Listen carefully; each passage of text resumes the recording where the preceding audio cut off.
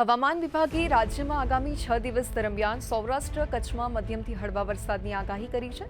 સૌરાષ્ટ્રના રાજકોટ, જામનગર, પોરબંદર, જૂનાગઢ, અમરેલી, ભાવનગર, મોરબી, દ્વારકા, ગીર સોમનાથ, બોટાદ, દીવ અને કચ્છમાં છૂટાછવાયા વરસાદની આગાહી કરી છે।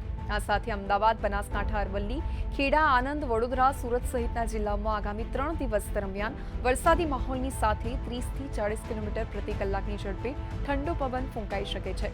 તમને જણાવી દઈએ કે રાજ્યમાં અત્યાર સુધીમાં 107.77% વરસાદ નોંધાયો છે। સૌરાષ્ટ્ર સિવાયના તમામ ઝોનમાં 100%થી વધુ વરસાદ વરસ્યો છે।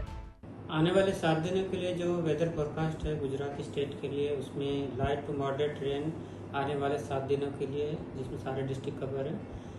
और थंडर स्टॉर्म की बात करेंगे तो आने वाले 4 दिनों के लिए लाइट थंडर स्टॉर्म की वार्निंग है, जिसमें विंड की स्पीड 30 से 40 किलोमीटर पर आवर के आसपास रहने का पूर्वानुमान है। और टेम्परेचर की बात करेंगे तो अहमदाबाद का टेम्परेचर 35 डिग्री के आसपास रहने का पूर्वानुमान है।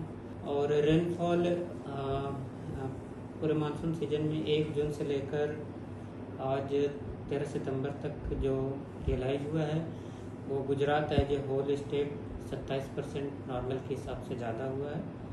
और रीजन वाइज बात करेंगे तो गुजरात रीजन में जो रेनफॉल 1 जून से लेकर आज 1 सितंबर तक मानसून सीजन में हुआ है वो 23% ज़्यादा।